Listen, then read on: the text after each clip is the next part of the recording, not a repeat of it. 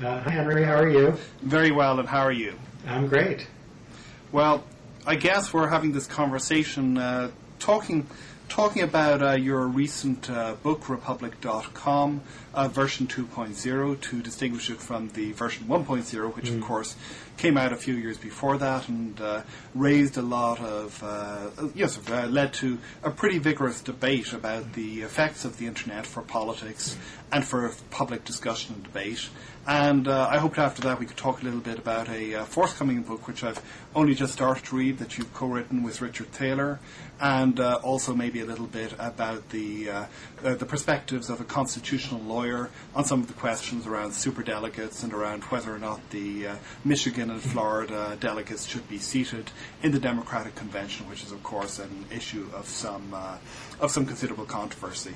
But maybe if we just start off by talking about Republic.com version 2.0, and I guess the first question is, what distinguishes it from Republic.com version 1.0? It seemed to me that there were some significant differences, and maybe you could talk through those a little bit, how things have changed in the 3 or 4 years between writing the first book and writing the second. The first thing that changed is the rise of the blogosphere. So when Republic.com was originally written, this was just starting, the existence of blogs. And a big gap in the book was that it didn't have anything to say about that. Pretty important development. So there's a whole chapter on that. A second thing that happened is there's a lot of empirical work out there, not enough, but some really good material, some by you, on the actual effects of the Internet on what people are seeing and thinking and doing, and so I wanted to take advantage of that empirical work. The third thing is there's been more work on what happens when like-minded people get together with one another, under what circumstances do their views change, and how. We know more about that than we did when I first did the book, the initial inadequate edition. And the last, and to me the most important, was that the first Republic.com was full of some bad policy recommendations, and I was able to get rid of those. So I feel that the book has been corrected.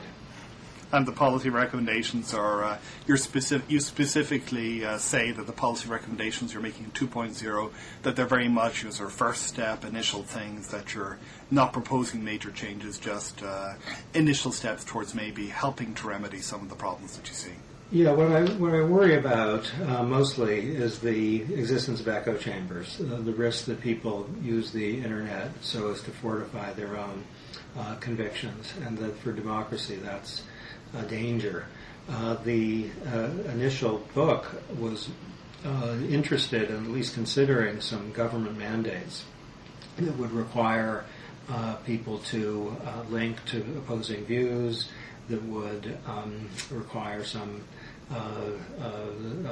attention to arguments that maybe had been neglected. And while the book was, Republic.com was pretty tentative about that, to be tentative about a bad idea is it's probably better not to even to venture a bad idea.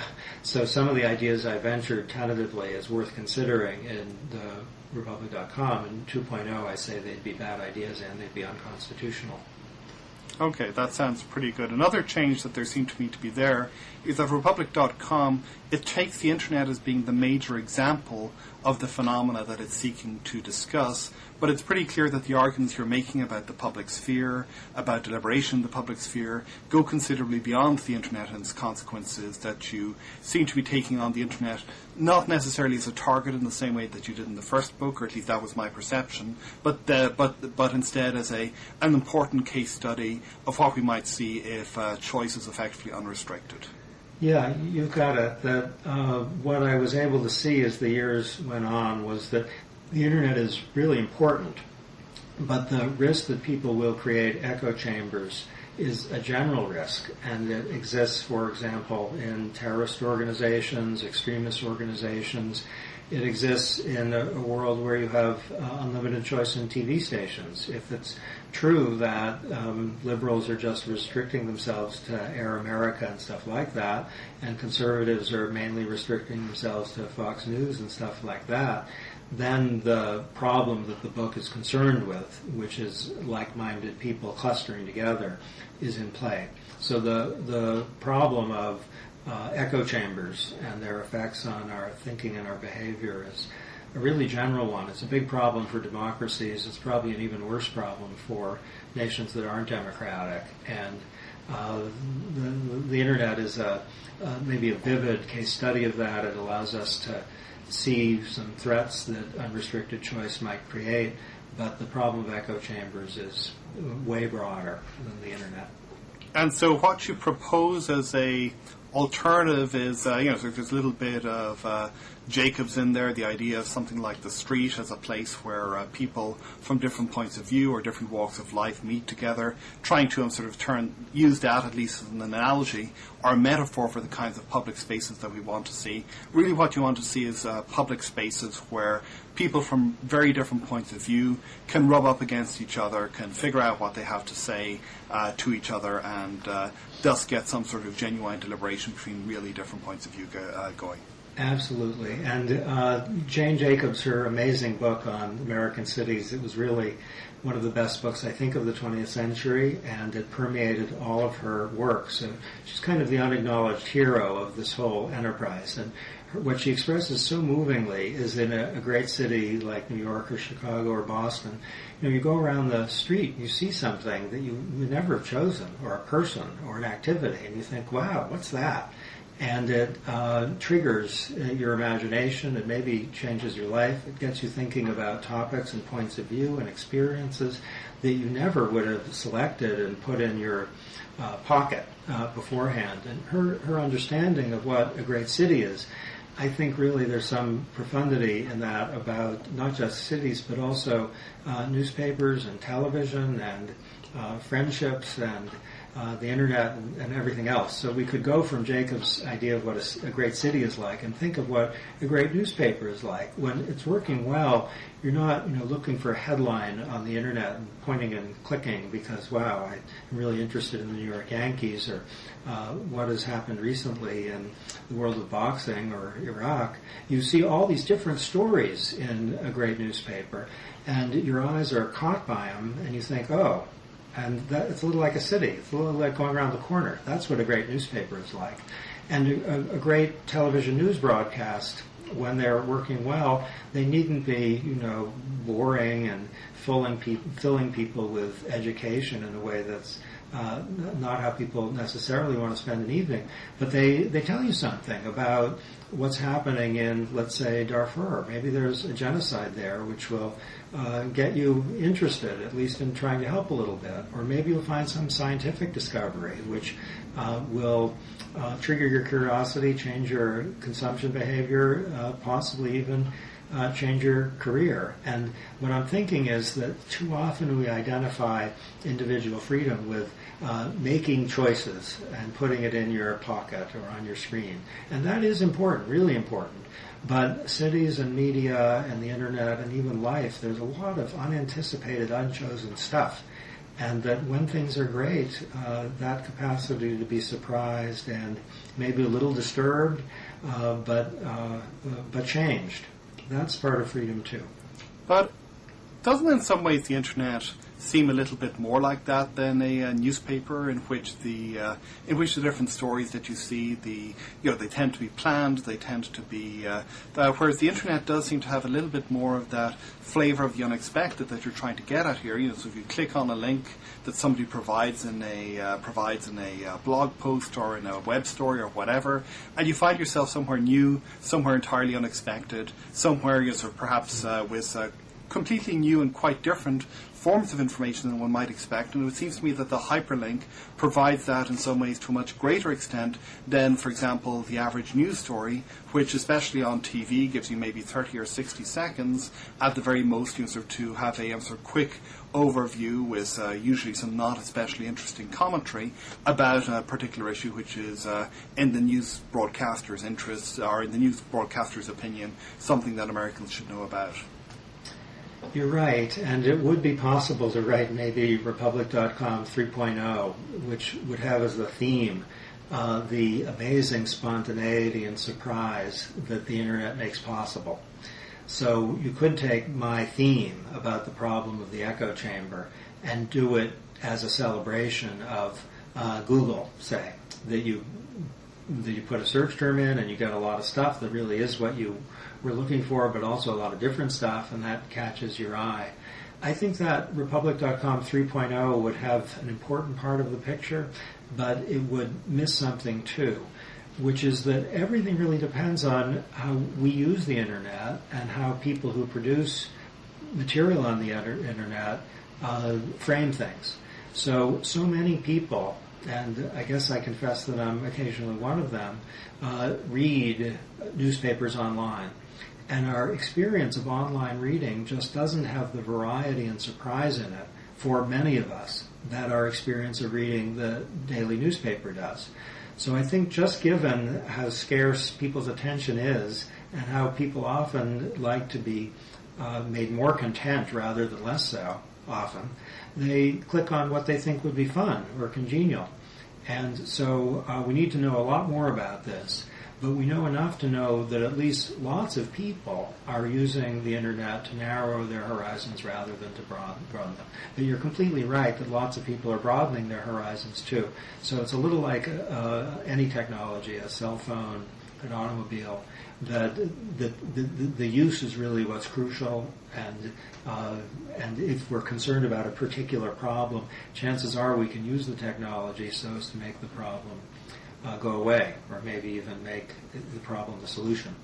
Well, there's a second element to this, and here's a slightly goofy reference, but there was a science fiction novel by a guy called Neil Stephenson, which I think in its early pages commented on the debate that you had with Nicholas Negroponte over the Daily Me, and whether or not the Daily Me was a good idea or a bad idea. And Stephenson postulates a future society in which most people tend to have a Daily Me type newsfeed, but those who are part of the social elite basically have something which is very much akin to a traditional newspaper, because they need to connect with each other, they need to have a set of common experiences. And this is something that I think you try to push very much in your argument about the general interest intermediary, not only the idea that you get exposed to points of view that you might not otherwise get exposed to, but that this creates a common social thread of sort of that unites people in a shared set of experiences. This is the Benedict Anderson argument, I guess, I suppose, as well,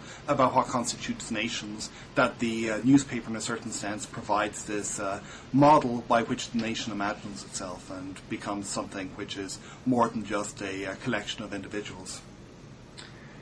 Well, I like science fiction, and a lot of what I know about the internet and democracy originally was spurred by science fiction. I do agree with the suggestion that nations can constitute themselves as nations, or they can be kind of disaggregated into red states and blue states, or Republicans and Democrats, or Hispanics and Asians and whites, and that whether nations have a kind of social glue which can make us maybe help each other in difficult times or see one another as involved in a common enterprise depends on what sort of institutions we have. National holidays, when they have some substance, like Martin Luther King Day does, and July 4th, especially after 9/11, those create that glue. The idea, the science fictional idea that the elites use and need that glue in order to, be elites or enjoy their lives, whereas the non-elites don't. I think that's would be very unfortunate, a kind of warning. And as someone who's spent some time in the last months in Iowa and Virginia and South Carolina in the context of the presidential primaries, the notion of social glue, thank goodness, isn't limited to elites. So that what we see during at least an election that a lot of people are interested in is that the commonalities across every demographic characteristic can drown out the differences. So the amazing and I think spontaneous chant at the Obama victory speech in South Carolina, it's not about race. It's not about race. Or race doesn't matter. Race doesn't matter. Something about that was moving, I thought. And so, if you really want a good democracy, the unanticipated, unchosen exposures, we all have to have that. And the idea that there's a daily me in which we kind of narrowly focus on people who think and focus on what we did yesterday, that's bad for individual lives as well as for self-government. Well, there was another theme that ran through the book, which might be a Republic.com version 4.0, which is the theme of the general interest intermediary. So this argument that you make that we need sort of these TV stations, big newspapers in a certain sense, which provide this. First of all, as you say, sort of bringing us into contact with points of view that we mightn't otherwise have seen. Secondly, sort of providing us with this common glue of sort of a shared set of experiences. But you begin the book by providing us with a somewhat idealized sort of version of the general interest intermediary. Then sort of throughout the book you seem to be getting more and more cautious until in one of the final chapters you talk about your experience on this presidential committee, which seems to have left you with a pretty jaundiced impression of the willingness of some of the people representing these generalized interest intermediaries even to countenance the suggestion that they ought to have some sort of a public interest role. And maybe you can talk a little bit about that. Well, I served on the Gore Commission a few years back. While he was still popular and before he lost his popularity, when he was a little more, that is, Vice President Gore like he is now, that is well regarded. And the Gore Commission was focused on the public interest responsibilities of television broadcasters. And there was a diverse group of broadcasters on the commission, and I guess what I would say is the commissioners who were broadcasters were terrific. And to a person, they felt that they had a civic obligation, not just an economic one. And even those who resisted government regulation with tremendous vigor were citizens and not just profiteers. So I ended up with a very high opinion of at least the broadcasters on that group. On the other hand, there was in our midst, they attended our meetings, the National Association of Broadcasters representatives. And while they were fine people, it's clear that their interest was in the economic well-being of the broadcast industry. And that's their job, so that's fine.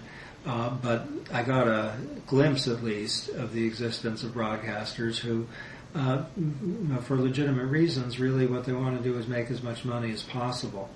And my reaction to that really is that there is a view of broadcasting which is captured by the words of Mark Fowler, President Reagan's FCC chair, which is television is just another appliance. It's a toaster with pictures.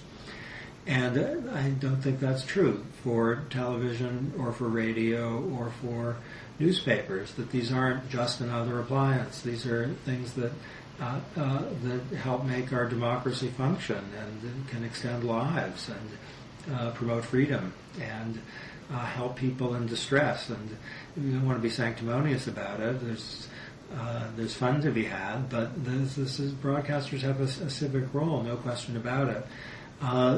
In terms of criticizing the daily me, that is the idea that we select the specific interests we have and aren't exposed to diverse points of view, I think it's useful to have an idealized picture of the general interest intermediary, that is a television station or a newspaper, just so that we can figure out what our ideals are.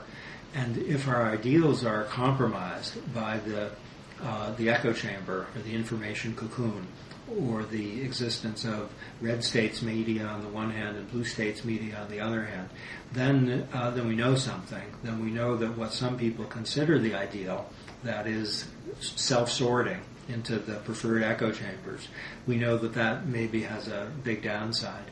But in figuring out our final evaluation, or what we ought to do, it's important to recognize that Some broadcasters don't do their job, and even their civic job, that is, and even if they do, they have limited time. So the internet, don't get me wrong, it's fantastic that there are so many substitutes and supplements to the traditional media. So with the internet, wow, we are much better off as consumers, as citizens, as friends, as parents, as kids than we were before. And I'm going to get on to the parts where I think we disagree some, but before I do that, I just want to say, your very last phrase there, how we're better off as consumers, how we're better off as citizens. It seems to me that in this book in particular, maybe in Republic.com version 1.0 as well, although I would have to go back to it, in some ways your implicit antagonists here, the people who you're disagreeing with, are pro-choice libertarians, or people who say that choice, that sort of untrammeled choice under every circumstance is a good and wonderful thing. And what you're saying in a certain sense is that this sort of does help us achieve certain goods, certain benefits, especially as consumers, but one can also see ways in which perfectly free choice was over an infinite number of possible varieties can be limiting to our, can have unfortunate consequences for us as citizens if it is taken too far. Is that a fair summation? Exactly. That in an individual life, if things are going well, serendipity plays a huge role. Thank goodness. So I think some of the celebrations of the internet, I think have a childish quality. It's a little like a kid who says, let me have this for lunch, and let me have that for breakfast, and let me watch that on TV, and on the radio, this is exactly what I want at this hour. And while adults certainly shouldn't be treated like kids, they also shouldn't behave like kids. And adults, no matter how old you are, you have a lot to learn about, chances are, other countries, other experiences, other people within your own country, and the chance to see lots of stuff that you wouldn't specifically select and place in your communications universe if you were setting it up yourself. That chance is something to be cherished and not disparaged.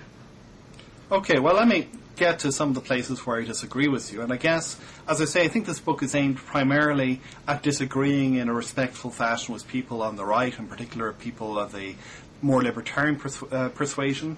And I'm wondering whether there might be a useful disagreement to be framed with your book from the left. And here I'm thinking, and let me just start with a story, because you start the book with the story of the Daily Me. And let me give a story which is the story of the Daily We. And basically, imagine a scenario along the following lines. Imagine that there's been a major national shock to public confidence, to the way that the United States perceives itself and its role in the world, which has had some pretty extraordinary political consequences. And in a certain sense, this has led public debate in the US to go a little bit awry. What would seem after this this national attack to be a legitimate resurgence of patriotism has in fact turned into a certain degree of adulation of the president as commander-in-chief, a belief that criticism of him is ipso facto unpatriotic, and into a debate which seems to be pushing more and more towards a foreign military expedition, which doesn't seem to be especially well thought out in its aims, in the ways in which it's supposed to be achieved. Nobody seems to be quite sure why it is that this military expedition is necessary in the first place, at least on the grounds that are presented. But general interest intermediaries, including those general interest intermediaries which have traditionally been most sceptical about this kind of stuff, seem to be either completely silent, or else they seem to be positively supporting this atmosphere of a lack of debate and of a convergence upon one position which doesn't seem to be especially well thought out. Now imagine in this world that there are a number of people who feel themselves to be alienated from this debate, to be isolated from this debate, but who also wonder whether they're crazy because none of the people on the newspapers they read, on the TV stations that they watch or whatever, seem to believe that there's anything wrong happening. But these people believe that something wrong, that something bad is happening to our national character, and they're very worried, but they feel isolated, they feel unsure because they don't see other people around them in the public culture who are responding in the same way. Then perhaps a few of these people begin to go on the internet. They begin to realize that there are other people like them. They begin to network with each other. The fact that there are other people who share the same views reinforces their confidence, provides them with a means towards civic activism, and begins to turn them into actual political actors who begin to take their destiny into their own hands and begin to forge what becomes a pretty powerful political movement. Now, as you probably guessed about a minute and a half ago, this is not a imaginary situation I'm describing here. This is the way in which people in the netroots, the left bloggers, very often, in my experience, describe themselves, describe how they came to hold the points of view that they did, and describe how they became empowered as political actors. But it also seems to me that this runs directly counter to some of the arguments which you're making, which is to say that exactly those forms of empowerment that allow these people to begin to participate depend on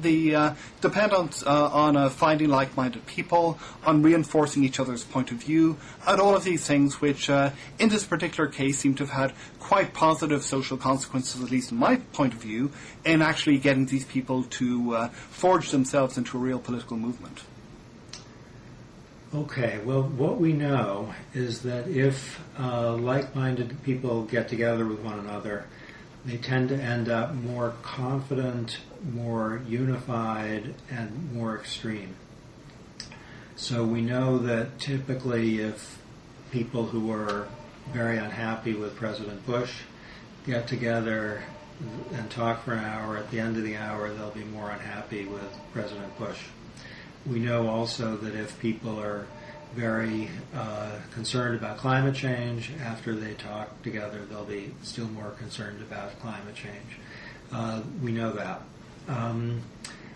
Is this a bad thing?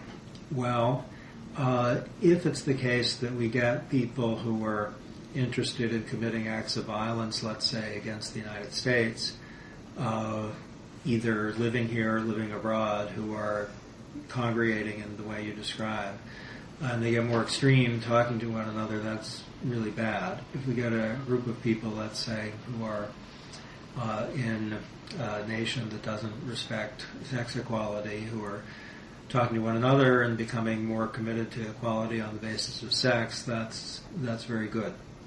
So I take the point that if we get like-minded people together, we can get movements in a good direction sometimes. We can also increase the stock of ideas in society. So I think that is basically what you're describing. At least that's the left's self-understanding, maybe, that the whole world at one point, or at least the whole nation, I guess, was celebrating President Bush and the Iraq War, and that they were able to find one another and raise legitimate questions and create a counter-movement.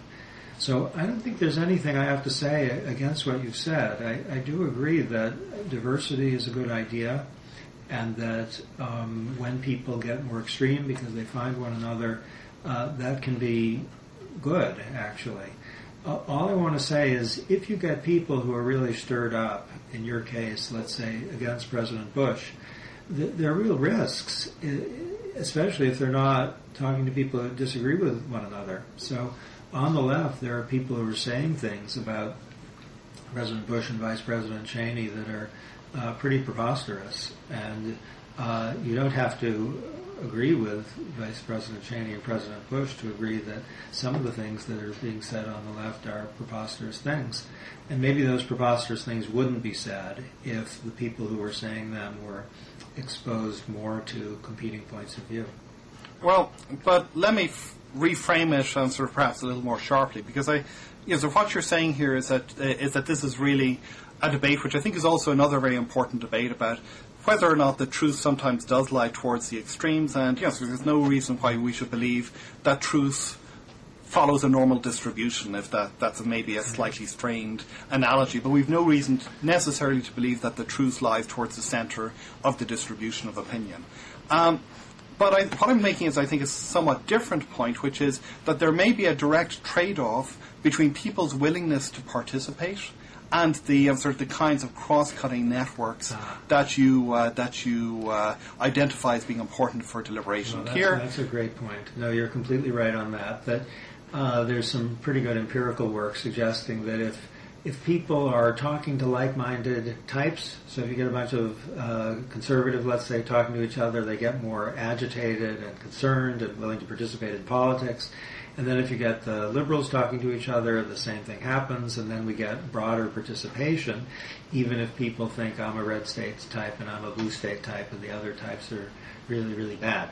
So you're definitely right that there's a trade-off between exposure to diverse views in a way that produces a sense, all sides have sense and reason, though I happen to think one has more sense and reason. That might be demobilizing, versus thinking, the other side, they're demons, and then it's very important for me to participate to try to ensure that the government isn't run by demons. So I do agree with you that there is this trade-off between polarization and more extremism and activism. That is, you get more activism when you get more extremism. And it is true that to the extent that you get the kind of diversity that I'm interested in, that the world is like a good city where you're exposed to lots of different stuff, that can have a demobilizing effect. Now, I would hope that our democracy would be working so that the demobilizing effect that concerns you wouldn't happen. So it's really possible. I, for example, believe that climate change is a serious problem, and that the fact that the United States is doing nothing about it is not merely bad, but horrible, and that we ought to pretty soon get working hard on an international agreement to control climate change. I think that even though I know, and I've spent a lot of time actually with the opposing view, with respect to genocide, there is a view that the United States should just purely pursue its narrow self-interest and not do anything about the deaths of tens of thousands of people in other parts of the world. It's possible to know that view, but still be pretty exercised about the United States taking steps to prevent slaughter. So I guess what I'd hope is that you could have the energy and activism where it's appropriate on the part of people who are knowledgeable about what the other side has to say. Well, that obviously is the hope, but then as a question, and here, as you say, there is some pretty striking empirical research, and I think Diana Mutz's research, which I imagine you're familiar with, is, I think, the most striking work on this, where she finds more or less an inverse correlation between people's exposure to cross-cutting networks of people with different points of views and their willingness to engage in any of a wide variety of different forms of political participation. Whether or not this is true of the kinds of networks we're talking about on the internet, I don't know. This is something that I'm hoping to explore with further work with colleagues here in GW, John Sides and Eric Lawrence. But I think that then leads to a pragmatic question, which is, given that many of the challenges that we face are so profound, and I think global warming is one very good example of this, and given that for whatever reasons, whether these be the formation of previous deliberation enclaves or whatever, there are a large number of people who seem to be unpersuadable. Here I'm thinking about people like, say, Senator James Inhofe, and B, who seem to be in a position where they have effective veto power. Is the best tool, the best way of going forward, to seek to persuade, to seek to engage these or others in deliberation of some sort or another, or to forge a counter-movement? And I think that there's a lot to be said for the latter approach as well as for the former, much as I would like, as an academic who's ipso facto committed to exchange of views across political viewpoints. It may well be that from a pragmatic point of view it's better to movement build at this particular moment in time than it is to seek to persuade, seek to engage, seek to create deliberation. Yeah, you may be right. I mean, when apartheid was eliminated in South Africa, it wasn't because those who were running apartheid in the early stages were engaged in counter-arguments by apartheid's critics. It was because a movement created of people who hated apartheid. So the idea that some of the time the best pragmatic instrument, as you say, is to create a group of like-minded people and to move that group so there really is a movement. that's completely sensible. And I guess that's in part why I sort of disagree with some of your let me put it a little bit differently. I think that you're completely correct that when I look at various people in the blogosphere, and here I'm thinking about the people on the left who I'm most familiar with, I do think that they're not sort of engaged in anything that amounts to, certainly not Habermasian deliberation, and probably not deliberation in any strong sense of the word. But in a certain sense, I don't think that's what they're intending to achieve, and that may not be where their political benefits finally lie. And of course, you would like to see people engaging more directly and respectfully with the opposing side, but it may well also be that it's important as a preliminary to that to build a strong counter-movement which can itself prove to be a sort of real political counterbalancing force. And here, so I think when I read your book, the second version of the book seems to me to be much more than the first version of the book to fit into this broader set of debates about polarization and so on that are happening in the US at the moment. And here I'm persuaded by Jacob Hacker and Paul Pearson's empirical work, where they suggest that a lot of the polarization that we've seen involves sort of much more movement on the right towards a certain extreme version of conservatism than it does on the left, where they argue that most of the movement towards the left we've seen among liberals has in fact been or among Democrats rather, has in fact been due to the defection of Southern politicians over the 1970s and 1980s. And if we're in that situation where there are people who are further over to the right, and perhaps unreasonably so, it may well be that creating a counter-movement is a better way to go. Well, as between the left and the right, for purposes of this book, I don't really have a dog in that fight. So a lot of conservatives were very unhappy with me on the basis of Republic.com, but the book is, I hope, neutral as between right-wing and left-wing movements. Now, you say that I guess we have a pretty well-organized, or have had a pretty well-organized right-wing movement, and that a left-wing, counterinsurgency or something is a good corrective to it. I don't believe that, but I'm not sure that my disbelief is right.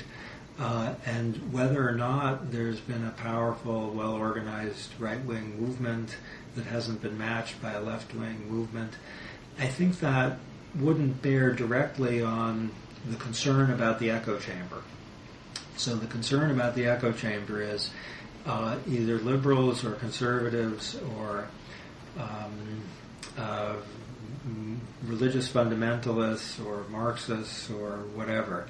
If they talk to one another, they're going to be more unified, more confident, and more extreme.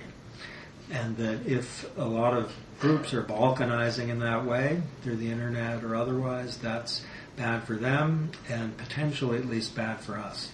I think what you're adding to that is it can be good for us, and certainly it's good for us if we think that the group that's balkanizing is helping save us or something against some organization that's running the government or making us less safe and less free. But I guess I think that on the right and the left there are real problems in these veins, and maybe the right-wing echo chamber is more sophisticated, more damaging than the left-wing one right now. There have surely been times and places where the left-wing one was the more organized and more damaging. I guess I don't have a lot to say about that. All I have to say is that the conception of a deliberative democracy, as ours at least sometimes is, calls for unanticipated, unchosen exposure, some of the time, to topics and points of view. Well, I guess to bring it back to the beginning of what I was saying, I think that if we're talking about a fundamental trade-off, which I do think there is a trade-off according to the empirical evidence we both agree on, between, on the one hand, activism and on the other hand, deliberation, then so it may well be from a pragmatic point of view that it may be better to have a sort of a more active and less deliberative left of centre movement at the moment, again to serve as a counterbalance. Now, it sounds from what you're saying as if you disagree with that on normative and as well as empirical grounds, but I guess this may be something where we can't persuade each other, but just to finish on this, maybe it might be worth pointing out that this is something which is actually recognised by people who are engaged in the netroots. The Daily Coerce, which is, as you know, the best established of the various netroots communities, has something has something on its Decosepedia which describes the movement about this, where it talks about how having like-minded people together does have some issues, and here I quote directly: "There is, yes, the danger of the echo chamber, but a bigger danger is simply becoming a corner bar where everything is debated, nothing is decided, and the argument is considered a goal. The argument, however, is not the goal here. This is an explicitly partisan site. The goal is an actual infrastructure and actual results." And it, again, from a pragmatic point of view, I think that there may be something to this case. I do agree with that. A great judge from a long time ago with the unlikely name Learned Hand said the spirit of liberty is that spirit which is not too sure that it is right. And I fear on the part of the left and the right undue certainty in their own rectitude. So if the Daily Coerce is right about everything or most things, and the whole point is to implement their correct view of what government ought to be doing, then go for it, I guess. But I think it's probably better as for most of us to think that, well, we tend to think these things, and on many things we're pretty clear that we're right, but it's not bad to listen sometimes. Well, I think Oliver Cromwell had a similar quote along the lines of, "I beseech you in the bowels of Christ, consider that you may be wrong." Right. Of course, he was better at preaching that particular line than practicing it. But right. But anyway, we're running out of time, so maybe we should move on quickly to talking about your forthcoming book, which I received by coincidence. I'm holding up a copy of it to the screen. A copy of this is with Richard Thaler and Cass Sunstein, and this book builds upon your arguments about libertarian paternalism, I believe. Okay, here's the core idea that buildings are created by architects, and a lot of choices have to be made, and architecture matters. Choices also are subject to. I hear funny noises. Better? No? Hi, Henry.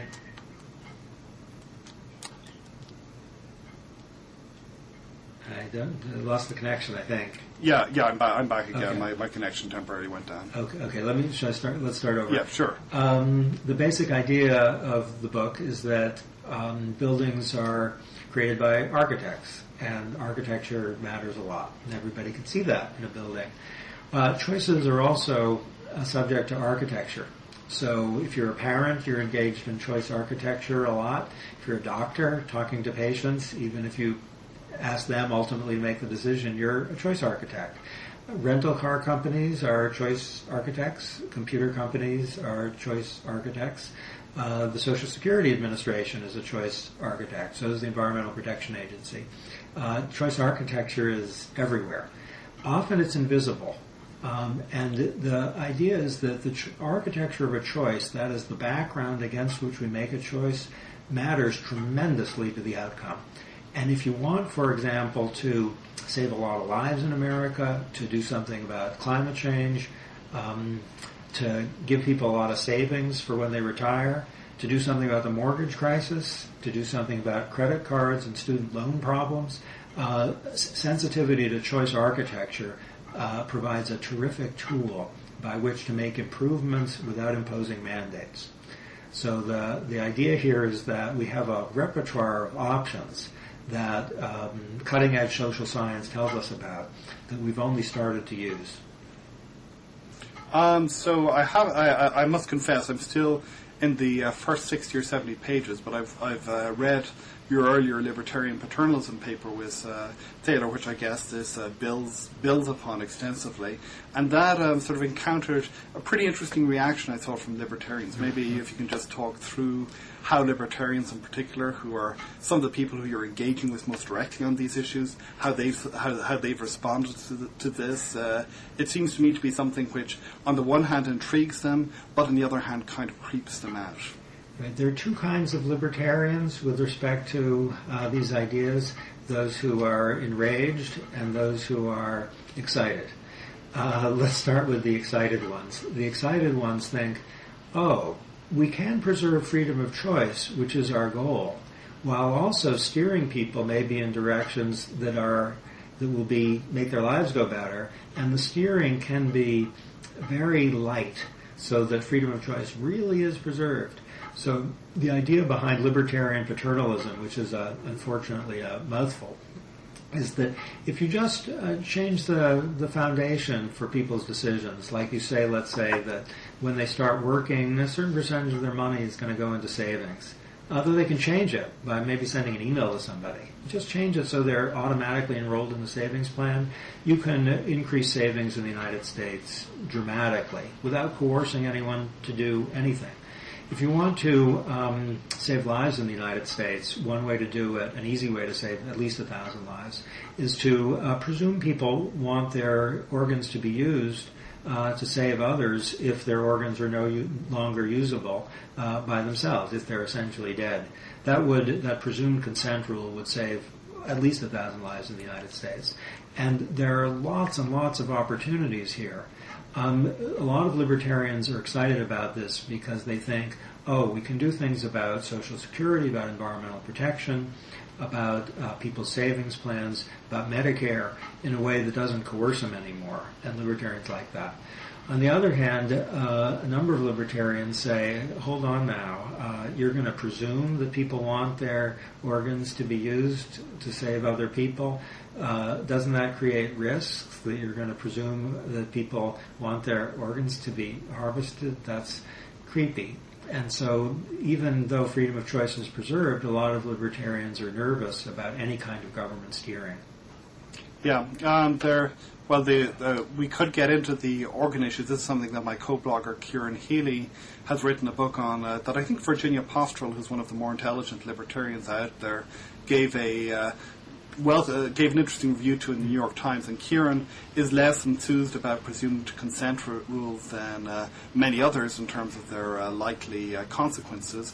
But on the broader issue, it also seems to me that one of the reasons that this is annoying to libertarians, or to some libertarians at least, is because it takes on the slightly vulgarized notion of homo economicus that many of them have in the back of their heads as a sort of a model of human decision making. And this is something that clearly smarter libertarians like Tyler Cowen, who I think both of us admire considerably, recognize as a necessary move analytically, but it's also something that makes life, I think, a lot easier for some of the life a lot more difficult for some of the slightly more flip or glib forms of libertarianism that assume that people are fully aware, fully rational, non-biased decision makers who are going to can be expected, even in very complex situations, to be able to figure out what their best interests are and to act directly upon them. Right. I think the most exciting work in social science over the last 40 years really has been trying to figure out how human beings differ from Homo economicus. And we know that when people are evaluating risks, like is a hurricane going to hit, they don't do statistical analysis. We know that people aren't selfish. Often they are willing to sacrifice their own interest to help others. And we know a lot about what that specifically means. We know that people hate losses from their current situation. They hate them a lot more than they like equivalent gains. So a lot of this work has been really exciting. I think it's transformed economics and psychology. It's had a big impact on sociology and law. Some of the people who like freedom of choice think, well, people always know what's in their best interest and they always make the right choice. casual observation suggests that that's a bit too optimistic. Now, we libertarians, as I am willing to sign on to the libertarian creed for many purposes, want to preserve freedom of choice, but we don't agree that people always do what's in their own best interests, and we want to help them make decisions that make their lives go better. There's a lot more I could say about this, but we're running out of time, so I just wanted quickly to turn over to a set of questions that I have, not very much in the way of direct insight to contribute to myself, because I'm not a Native American. Some of your ways still seem to me to be pretty strange. And one of the things that seems to me to be extraordinarily strange is the way that you guys elect presidents and the delegate system. And there's a lot of controversy about this, perhaps more so this year than in many other years, election years, because of the perceived importance of the superdelegates on the one hand as a possible sort of final decision maker or tiebreaker if neither Hillary Clinton or Barack Obama wins enough votes outright from the more traditional delegate system, and on the other hand the issue about whether or not the delegates from Michigan or Florida should be seated after the Democratic Party organization decided that they should be disallowed for having tried to jump the queue on the calendar of primaries. And as a constitutional lawyer, clearly this is something that you know a lot better about than a guy from Ireland who mostly has figured this stuff out over the last few years. So what do you think on both of these issues? Well, I should say first that Barack Obama is a friend of mine, and he was a colleague at the University of Chicago for a decade, and we still have an office that he is very welcome to use. So I have been an informal advisor to him over the years, and that may mean a tiny, tiny bit of bias. Having said that, I think Senator Clinton is quite right to say that the superdelegates are allowed to exercise their independent judgment, that what we have here is a process that includes a degree of electoral control. There are people who are pledged by the election and a number of people who are entitled, indeed asked, to exercise their discretion. Having said that, you would think it odd if they exercise their discretion, unless something funny is going on, in such a way as to ensure that someone who was a real loser in the popular vote became the nominee.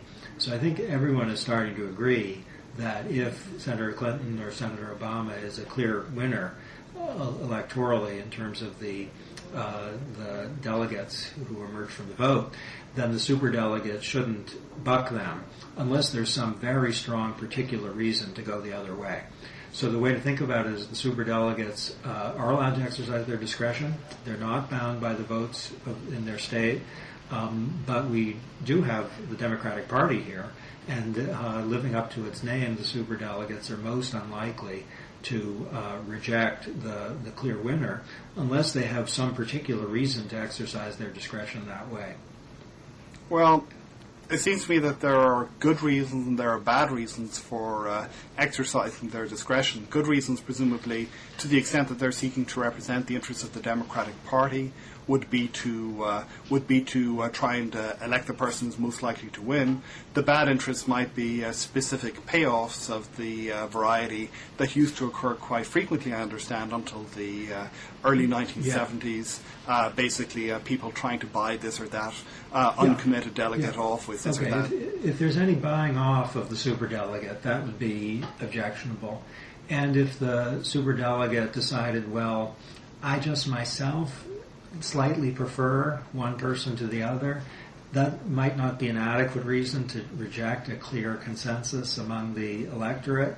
But if it turned out that the victor among the electorate was clearly inferior, either just they would be much worse president, or that they would not be electable, or be much less likely to be elected than the alternative person, then it would be legitimate for the superdelegate to go the other way.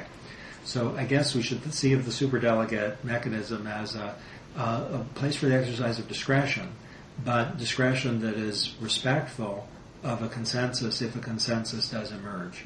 So effectively what you're saying is that they should indeed have discretion, but that discretion should be exercised in terms of the perceived best interests of the Democratic Party rather than the specifically personal gains or rewards, most obviously, but even to some extent the personal preferences of the delegates in question. Yeah, well, the personal preferences of the delegate matters. The country matters first, the Democratic Party second. So I guess if there's some disclosure, let's say, where one or another candidate is really compromised, then to go for the other candidate, even though that one has less of the selected delegates by the voters, that would be legitimate.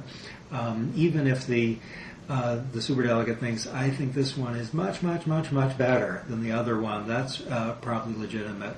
But in general, it would be pretty scandalous if the primaries produced a clear winner in terms of elected delegates and the superdelegates overrode their judgment. That would be a genuine scandal, and I don't think the Democratic Party would stand for that.